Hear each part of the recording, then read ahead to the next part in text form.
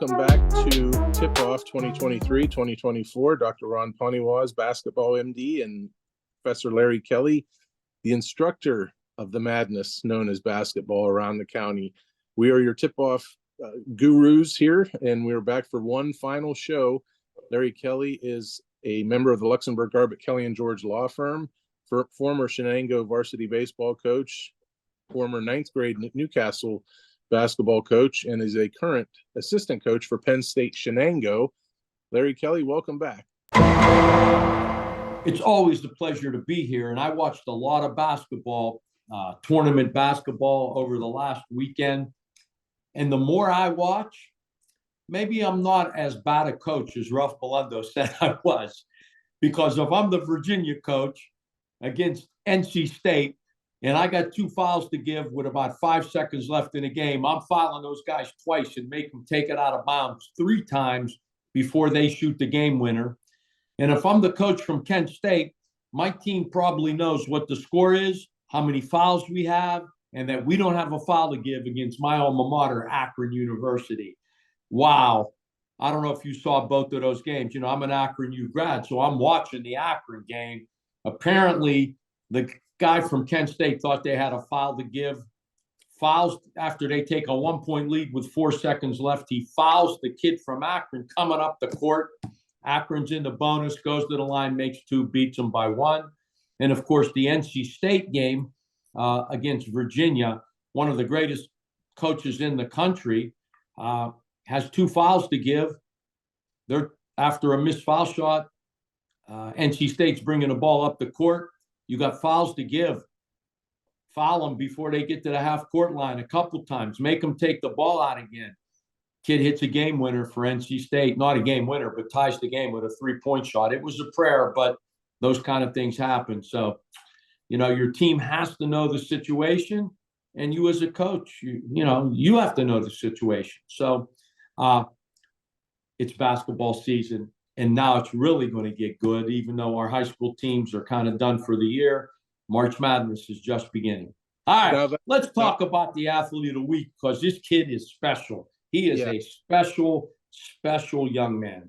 The reason I tease that a little bit is Larry's brainchild is he wants to do a podcast called Good Guy, Bad Guy. And so that might be a little bit of a clip for everybody. But segueing into Athlete of the Week, as Larry mentioned, Joseph Roth of Elwood City, Lincoln. He had quite a week last week. And he didn't just do it in one platform or on one platform. He did it in 2.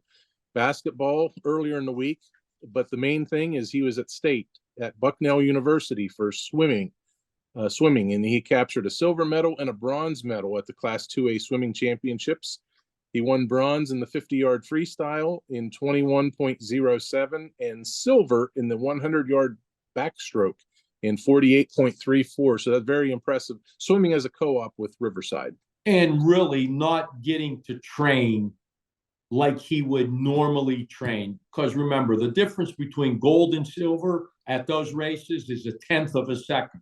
This young man played a basketball game on Wednesday, scored 27 points or something like that, in a loss to Mohawk, and then had a swim in the finals. When was the swimming finals? Over the weekend? One day, one event was Friday, one event was Saturday. Yeah, so like 2 days later, after playing, a basketball game 2 days before, and really not getting to train, not being able to train like the other swimmers are training. This young man is special. As great as he is as a basketball player, he's probably a better swimmer.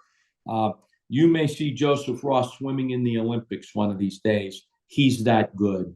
And to come off a basketball season and a basketball game and 2 days later be swimming in the state championship is quite a feat. Now, had they beaten Mohawk on Wednesday, I believe it was, that game would have been Saturday. Their game Saturday against Girard. What happens there? There was some talk that if they beat Mohawk, they were going to petition the PIAA and say, hey, we have a star basketball player that is going to play Saturday, but he's also eligible to swim. Can we move our game around? How does that work, Larry? What do you think? If I'm the director of the PIAA, I'm probably going to move the time of the game if possible, to allow him to do both. I might not change the day because that's a problem, but I might move the time of the game that would have allowed him to do both. I don't know what time the swimming finals were, but I might have tried to do that and tried to play the game at a venue that was closer to the swimming final. Do they do the swimming finals in Hershey? Where do they do them, Ronnie? I don't even know. Bucknell University. Oh, okay, that's almost in Hershey. So you might try to pick a site and a time that would have allowed him to do both. That's me, but that isn't necessarily the PIAA. They have a mind of their own, and they do what they want to do. Does Larry Kelly own a wheels up helicopter that they could have, flown him from Bucknell to Slippery Rock University? If I did, I would have provided it to him. Absolutely. If I did, I would. He's a great young man, great family, and he's had a special high school career, and he's not done. He's going to swim in college. That's my understanding. And he's going to go and maybe one of these days swim in the Olympics. I believe that. I do. He's that good. He reminds me of Michael Phelps, 6'6", 6'7", with a great body to swim those events and to finish bronze and silver without real training. It's amazing. So basketball, he had 29 points, 17 rebounds, and 5 assists in a 55-50 loss to Mohawk on Wednesday, and that was a PIAA Class 3A matchup, Larry. He did it all, did as much as he could for Elwood. They just didn't have enough gas in the tank, obviously enough points on the board, too. It was a great game. I watched it, thanks to Lawrence County Sportsnet. It went down to the last 2 possessions of the game, and it was just a great game. Of course, Bobby Fadden, he was great too. He almost had 30 points, if I'm not mistaken, maybe finished somewhere about 27, 28. It was a great high school basketball game. The field house was packed, and that's what high school sports is all about. Yeah. So Joseph Roth finishes his basketball career with 2,109 career points and 1,198 career rebounds. Quite an impressive career on the hardwood. And you say he's going to compete in the tankers, swimming collegiately. Is that correct? That's my understanding. That's what I hear. And this young man may be an Olympic swimmer one of these days, one of the best in the world. And I've said this before: 2,100 points, special. 1,100, almost 1,200 rebounds. In my book, even more special, even more difficult to do.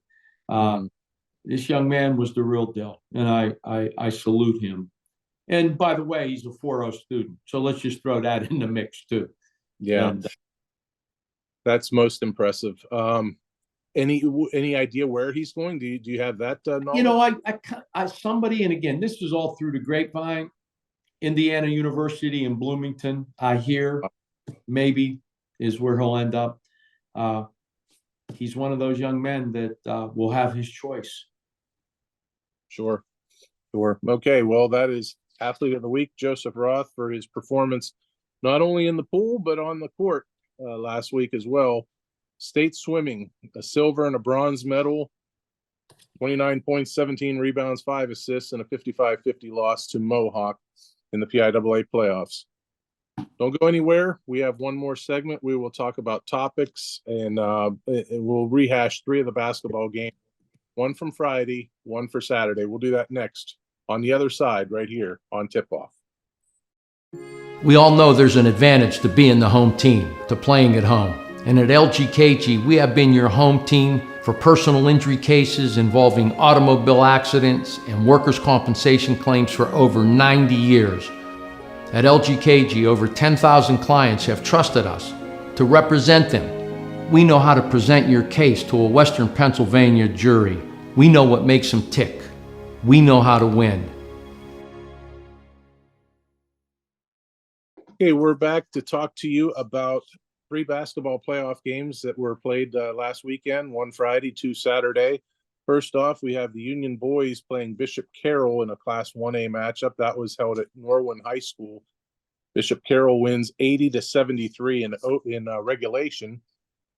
You know, Union looked really strong through the first half, and they were right in position going to the fourth quarter. It was a tie game going to the fourth, and by rights, Union was right there. But then when you start breaking it down, Carroll outscored them in the second half, 50-38. So Carroll obviously did something in the second half to wear them down. I didn't see the game, but again, you're talking about a non-boundary school. Where are they from, Bishop Carroll? Johnstown. Yeah. You know, a non-boundary school that's able to get kids from everywhere. They may have been a little deeper. You know, Union doesn't go much farther than 5 or 6, as I recall. You know, maybe this team goes 8 or 9 deep, and that's enough to make the difference in the second half. These seniors from Union have had a great run, not only in basketball, but in football. You know, they're to be saluted for all of their accomplishments. You know, they're getting their kids from about maybe a 5-mile radius, maybe 5 miles. They graduate about 50 kids at Union High School. But, you know, when you get beat by a non-boundary school in the state playoffs, it happens more times than not. 2 of our 3 teams lost to non-boundary schools in the state playoff. And it only gets tougher when you get closer to Philadelphia. I just know that from experience at Newcastle. So I salute Union. They had a great year.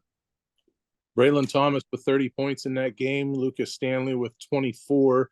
Those were your 2 big standouts for the Scotties in that game. 10 3-pointers for Union, so that's very impressive. And that's basically Union's game, Larry. They like to shoot from the perimeter, and if it's working, you'll see games like that where they score in the 70s or beyond. Well, that's everybody's game for the most part these days. But I still believe, and I'm still a big proponent, is you got to get the ball in the paint to create open looks, not only from in the paint, but on the perimeter. You know, you get the ball in the paint, help comes, kick it out, and you're shooting a 3. Or maybe if you go up with the ball in the paint, you get fouled and you go to the line. I don't know what the disparity was, foul shots in that game, because I don't have the box score in front of me. As I recall, it wasn't too much of a difference. Do you have it in front of you? Yeah, it was on your itinerary I sent too, but 15 of 24 for Carroll and 13 of 16 for Union. All right, so not a big disparity, but again, one team shoots 24 foul shots, the other team shoots 16. It just tells me that Bishop Carroll's running a little better offense. You get the ball in the paint, good stuff happens. You get fouled or you get an open look for a 3. Saturday afternoon, Mohawk boys played Girard in a Class 3A matchup.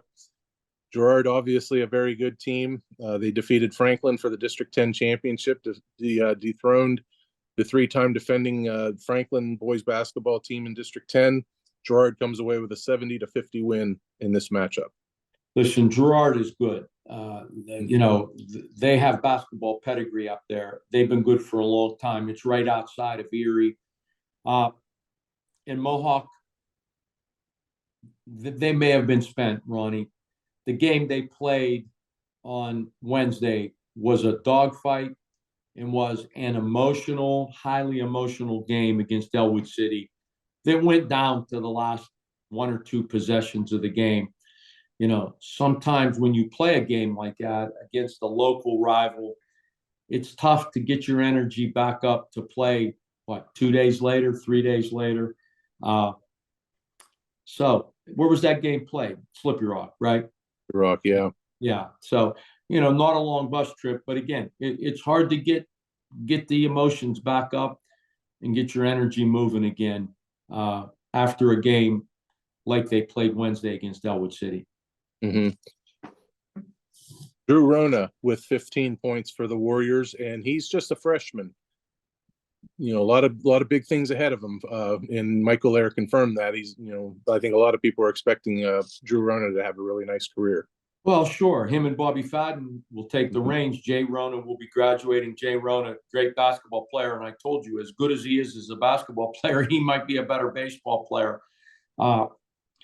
So, and I think Drew Rona, if I'm not mistaken, hit an enormous three in the Elwood Mohawk game on Wednesday. Down in the last couple minutes of that game. So, yeah, I'm sure he and Bobby Fadden will carry the reins, and I'm certain they'll be successful next year moving forward. They lose 6 kids from this year's team. Jay Rona is one of them. Dante Retort, the 2 Hopper boys, Keegan Hopper, Mason Hopper. So that accounts for 4 of them roundabout. I believe Justin Boston graduates also. There's another one that graduates, but you get the idea. They're going to lose a fair amount, Larry, but having Bobby Fadden back, Drew Rona started getting more and more playing time as the season went on, and he showed what he can do in a very high stakes situation of a state playoff game against a really strong team, and he led the team in scoring with 15 points. So I think they're going to be just. That's a pretty good start having Bobby Fadden and Drew Rona back. Bobby Fadden might be the best player in the county next year. He's that good. Absolutely. On the girls' side, early Saturday afternoon, the Union girls, the defending PIAA champs. They're not the defending PIAA champs anymore, or they won't be after Friday.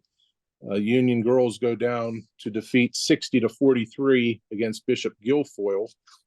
And Larry, this one got away from Union really quick.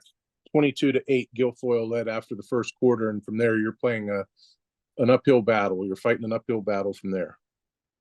Yeah, they were behind 22-8 in the first quarter. And again, another non-boundary school, Ronnie, that's able to recruit players from wherever they want to get them. And it is what it is. I'm looking at the results, right, of the state playoff games, right? Archbishop Wood beats Scranton. Bethlehem Catholic beats Abington. Cathedral Prep beats Oakland Catholic. So you have 2 non-boundary schools, right? Anytime Scranton Prep wins, Universal Underrated Charter School, what the heck is that? They win. Bishop Guilfoyle, they win. So, I told you when I went through, and I'm not even looking at the boys' side where you have Archbishop Wood winning, Central York winning, Roman Catholic winning, Philadelphia MC&S. I don't even know what that means.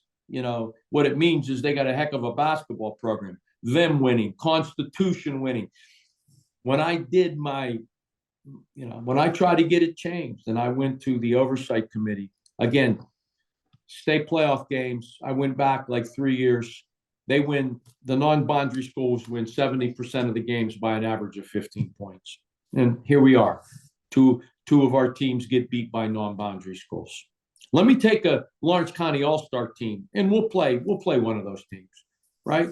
And let's see how it works out then. Do you have a guess on MC&S? Do you venture a guess? Because I know the answer to that question. It's what is it? Math, chemistry, and shooting skills? What's it mean? I got no clue. Math, civics, and sciences. Yeah. Okay. Nice. Yeah. Okay. Come on. You got one. That's a thorn in my side. Non-boundary schools. They have such an advantage.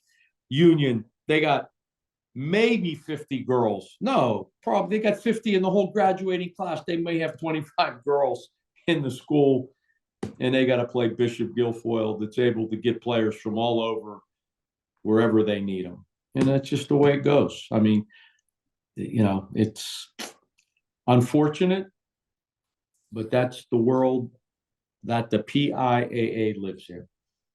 You probably remember this. This will be a good memory for you as we near the 10-year anniversary of the Newcastle boys winning the program's only state championship. I'm out at Hershey for the Giants at the courtside at the Giants Center, sitting next to Joe Sager, and I'm looking at the sheet with all the matchups. I think it was the program booklet that they have, and the brackets, and this team's record and this team's record, and I believe we're talking boys. Maybe I don't even know if it was the boys brackets or the girls, but Philadelphia Math, Civics, and Sciences was on the bracket, and their record was just horrendous. It was just terrible. Out of maybe 25 games, they might have had 8 or 9 wins, something like that, just a ton of losses. And I remember saying, this is like Jim Valvano's North Carolina State team. They must have just got hot at the right time. He says, oh, they just play a bunch of teams that are much better than them, early in the season, that by the time they get into the state playoffs, they're playing teams that are their speed, and they just catch fire. Oh no, what's happening is those Catholic school and prep schools and charter schools, they play themselves. That Right. team's not beating Roman Catholic. They're not beating Imhotep Charter. They're not beating Archbishop Carroll, but they'll beat Mohawk. They'll beat Union. I mean, that's what happens, Ronnie. And you never know. They might have got 3 players come in mid-season. Who knows? Right. There was a few years ago, I think there was I think it was a player that won a state championship in Maryland the year before, and then won the state championship in Pennsylvania the next year. It's a bone to pick with me.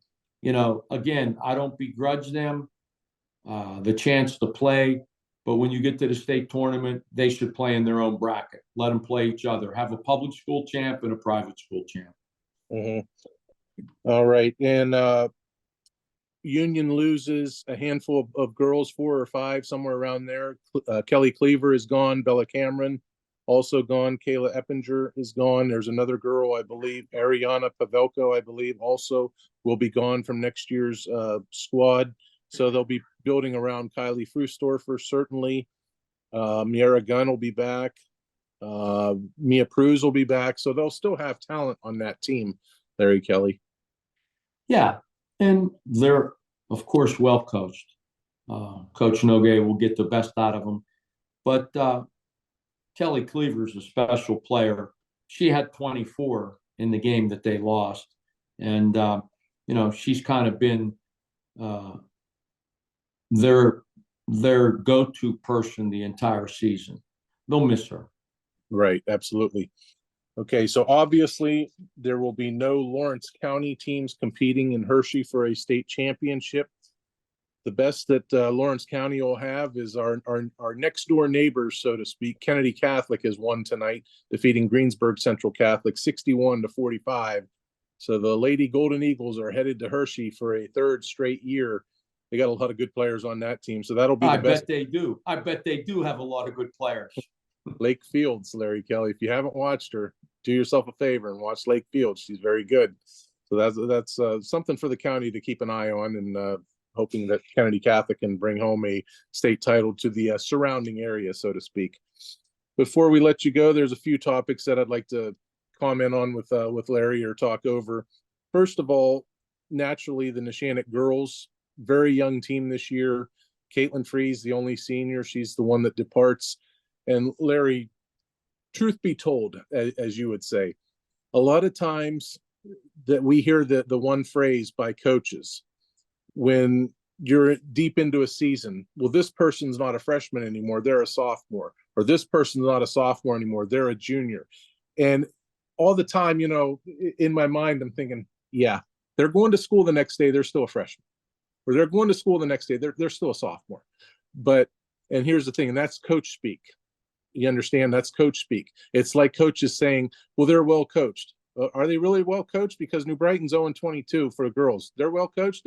Every team is well coached. Every team works hard. It's just something that coaches say. But I tell you what, when I hear that about the Neshannock youth, and this girl's not a sophomore anymore, she's a junior, the light bulb finally clicks in, and you get a better understanding of what that means. Is that they're improving each day, they're getting better. Next year is going to be really bad for teams in the Neshannock section, because this team developed an awful lot this year. Yeah, and look, your body develops as you progress through your high school season. The body of a 9th grader is not the same as a body of a 12th grader. So even though you may have 20 games worth of experience, you're not going to be as quick, you're not going to be as strong, you're not going to be as fast as you will be 3 years from now. So I kind of agree with you with that. Experience-wise, yes, but as your body develops, you're going to become a better player. And the thing about Neshannock, I've said this all the time. Luann will coach these girls in the summer in AAU, and she will coach them again in the fall, the junior high team. It's 10 months a year. You know, some high schools, they want intramural teams. They don't care about winning championships. They just want the kids to be there and have fun. And I'm a firm believer that you should have fun playing high school sports. You know, I used to talk about the 10 commandments of Shenango High School baseball. One, Wildcat baseball is a lot of fun. If you're not having fun playing high school sports, then you shouldn't be playing. It should be fun. But at the same time, there's a commitment that goes with winning championships. And that commitment is you better be prepared. Like Luann will have these kids all summer. She'll have them in the fall, and then she'll have them in the season. It's a 10-month ordeal. And you got to love the game to do it. Not everybody's willing to pay that price. And if you're not willing to pay that price, that's fine. No big deal. But you're probably not going to win.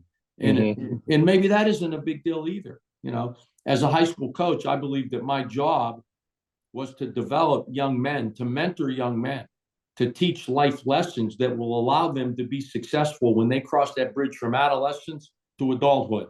That's my main job. That's what I need to focus on. And if I'm not doing that job, it doesn't matter how many games I win. However, at the same time, part of those lessons are commitment, determination, being able to pick yourself up off the mat after you've had a tough game. And those are things that if you develop those character traits, hard work's a learned behavior, Ronnie. If you develop those character traits, not only will you win games, but when you graduate, you'll win in life. And I believe that's the job of a high school coach. Last year, we rode the coattails of the Union girls to the WPIL championship game and the state championship game. We did the same thing this year, following the Union girls to Pittsburgh. We were hoping to do that as well for Hershey this year, or for any school. You know, maybe we'll be following Neshannock somewhere next year. The girls to Pittsburgh or Hershey or both. Could be. They've been there. They've been to Hershey twice, 2 times in a row. They lost the first one. They won the second one, which is really difficult to do. To go the whole way is really, really difficult because one bad game, one bad shooting game, one game where your star players, for lack of a better word, get in foul trouble or maybe foul out in crunch time. So, you know, you got to be good. You got to be a little bit fortunate. And as I said, there's always a play or two that when you win it all, you go back and look at. You know, again, let's go back and look at NC State. The first time they won the ACC tournament since 1987. You know who the coach was in 1987? Jimmy V. My man, Jimmy V. And when they go back and look at this run that they were on to win this, the play they're going to remember is the 3-point prayer that went up from the half-court line that banked in, that got them to overtime against Virginia. So, you know, I look back at our Newcastle championship. I can still see the last shot against Abington from the corner that slid across the front of the rim. And if it goes in, that game goes to overtime, and maybe we don't win the championship. So you got to be good. You got to be fortunate. And that play or two that could go either way, that call or two that could go either way, has to go your way. We have now completed the basketball season. So obviously with that, the free throw rules, first rule of the first year, the updated free throw rules. What's your position on it? Mine will not change. I do not like it. I don't like it either. I like the old rule, 7 fouls. You go to the line for one-on-one. I don't like the reset, the NBA rule. I just don't like it. It changes the way coaches coach the game. I think the one-on-one is one of the most exciting plays in basketball. You know, now everything is a 2-shot foul. I'm with you, Ronnie. We don't agree a lot, my friend. That's why Good Guy, Bad Guy Sports is going to be really good. But I do agree with you on this one. You'll agree with possibly half of this next one. We'll see. Who knows? I know you won't agree with the other half of it, but a lot of people are advocating for a shot clock in high school basketball. I am eternally out on a high school basketball shot clock. And the reason is, take a poll of any team, whether it's a good team, bad team. Again, we talked about this several episodes ago. The year that Newcastle played for a state title recently, 3 years ago, 4 years ago, whenever it was. And I asked Ralph after the game on a Sunday night, I think we were talking, and I asked him, how many of your kids are going to play college basketball? Again, this is on a team that went to the state championship. And I don't know if there was any players that were going to go on to play college basketball, maybe one. Okay. Now, here's the thing. You want to have a shot clock for teams, and a lot of them aren't even going to go on to college. And now you've got players that aren't going to be benefiting from that at the next level. And here's the other thing, and this is where you won't agree with me. I know you won't, but you had a game, I believe it was Aliquippa girls against New Brighton. The final score was 95 to this many, 5. You had the Shenango girls beat that same New Brighton team, 56 to 5 free throws. Now let's put a shot clock on it. Hurry. Your team's terrible. Hurry. You know what 95 to 5 looks like? If I'm coaching, 112 to nothing, because I'm coaching my team. I'm not trying to put points on the board for your team. And you know why they had 5 points on both teams? Now, I don't know this to be fact, but I'm sure the coach probably thought, gee, we shouldn't shut them out, because that's a bad look for me. We got to find a way to get them points. Go foul her. We got to foul people till they finally score. You know what? Pound sand with that. You know, that's your job to coach them, not mine. I coach my team. Well, first of all, I agree with you that a shot clock would not be good for high school basketball. There's already too much disparity in these games, especially in the women's game, where you see scores of 95 to 5. That is not uncommon. One of the things that made us successful at Newcastle was that the way we played defense, 94 feet, and pressed you, we speeded teams up. We made them play faster than they were comfortable playing, and that worked to our advantage. You speed a bad team up, and they're not going to play better. They're only going to play worse. I agree with you on both ends, in that a shot clock is going to create more disparity. So I think that's a terrible idea for high school basketball. Now, that having been said, you know, there are some coaches out there that when the score is 30 to 2 in the first period, they come out in the second period and start pressing people. And I don't think that's the classy thing to do. I've watched a lot of girls' basketball games because my daughters played. And truth be told, I knew in the first 2 or 3 minutes of the game if it was going to be a competitive game or not. And if it's not going to be a competitive game, I'm not going to press the other team and you know, embarrass them. I'm not going to do. That's not what Larry Kelly does. I'm not going to do that. You know, it's like in a baseball game. You know, we were very good at Shenango, and there were times we had teams beaten early. We don't steal bases. We don't bunt for base hits. We don't do that kind of stuff, because I think that's embarrassing the other team. Now, that's me. There may be other coaches who disagree with that, but that's who I am. That's the way I was taught.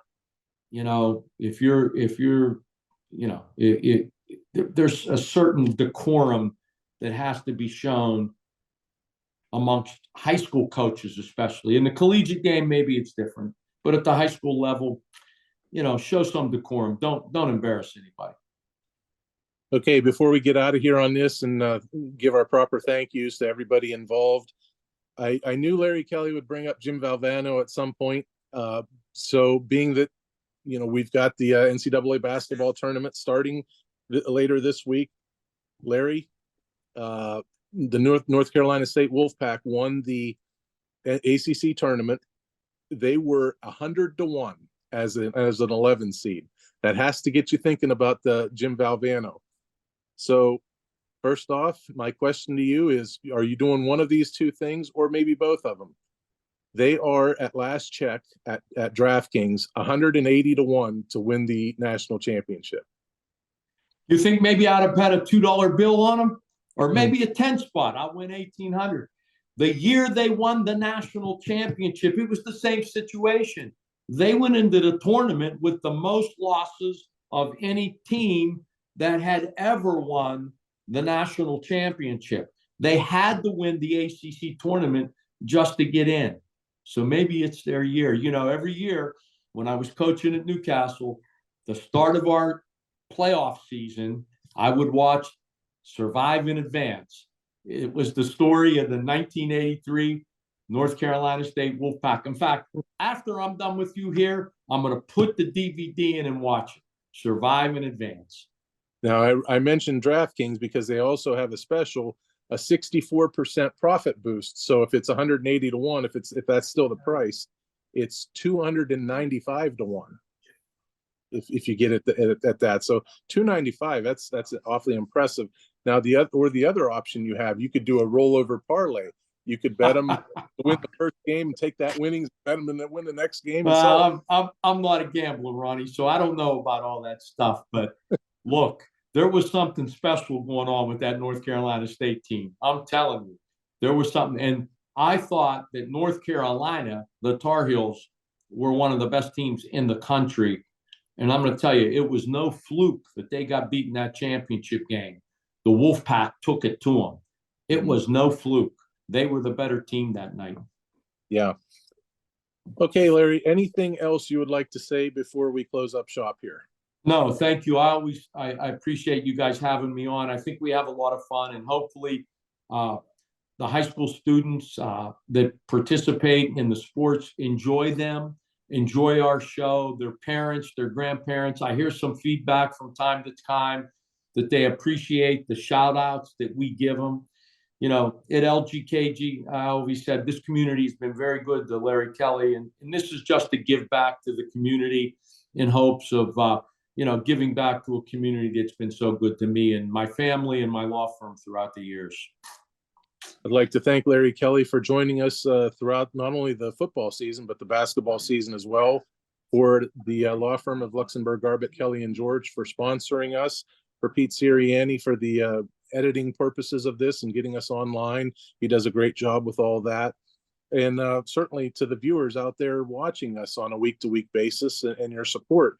You know, we wouldn't be anything if we didn't have the viewers. We certainly wouldn't be anything without the sponsorship of the law firm. And again, I thank Larry Kelly and the law firm of Luxembourg, Garbett, Kelly, and George as well. My pleasure, Ronnie. Tell them we're going to do good guy, bad guy sports. And we'll let the audience here decide who the good guy is going to be in that show and who the bad guy is going to be. I think it's rather obvious. Maybe you need to put a poll up on your Twitter account. Good guy, bad guy sports. Who's the good guy? Who's the bad guy? See where it comes out. I think they already know if I'm beating somebody 112 to nothing in basketball, I'm the bad guy. Yeah, I think that's rather obvious. But yeah. Anyway, it's been a great year, my friend, and I appreciate it. And hopefully the next time we talk, we will have awards stuff to talk about in terms of our podcast, because it is award season. You know, they're grading podcast stuff, and we're up for awards, and hopefully we can come through with a little bit more than honorable mention. I think we finished second 2 years in a row. I think we got a pretty good chance of winning it all this year because my man Pete did something with a little better graphics. We got a little better music going on. Yeah, my man, he polished up his game a little bit. Yeah, he did a great job for us, that's for sure. All right. Well, ladies and gentlemen, that is it for basketball season outside of the 88 All-Star games that are set to come and the 80 All-State team around the state and the All-Star team. Certainly, that's all that needs closed up to finish up the basketball season. Again, we thank you for joining us. We will see you soon, ladies and gentlemen. That football season will be here before you know it. Thank you.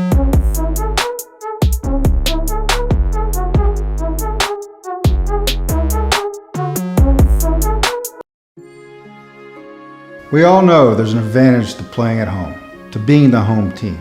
At LGKG, we've been your home team personal injury attorneys for auto accident and workers' compensation cases for over 90 years. We know what works and how to win. We have all the credentials. At LGKG, we don't take every case. We handpick our clients so that we can give you the attention you deserve.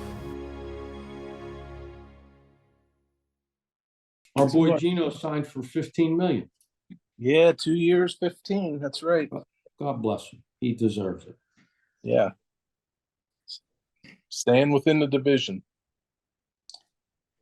I might have had something to do with that because when that coach from Iowa came looking for Gino, they were in the film room, and he came to the main gym where my team was practicing, and I walked him down to the film room, and I told this guy, I said, "Look, I'm not a football guy. I don't know much about it, but I've been watching it for 50 years, and this may be blasphemy, but I thought Geno Stone was a better football player, high school football player, than Malik Hooker. He just has football instincts." And I said, "And if you don't offer him a scholarship, you're a fool." That's what I told the guy. So how does that correlate to him staying within the division and going to the Bengals? No, I'm just saying, maybe if that guy doesn't come and I don't run into him, they don't offer him a scholarship. The poor kid, he ended up, who knows, Kent State. So he's a football player. Well, If you remember, in the Whippeal semifinal game, he scored 5 touchdowns, had 3 interceptions, and would have had a 4th, but his own player knocked it out of his hands. Yeah. Think about that for a while. Maybe the greatest single game performance in the history of Newcastle football. 5 touchdowns, 3 interceptions.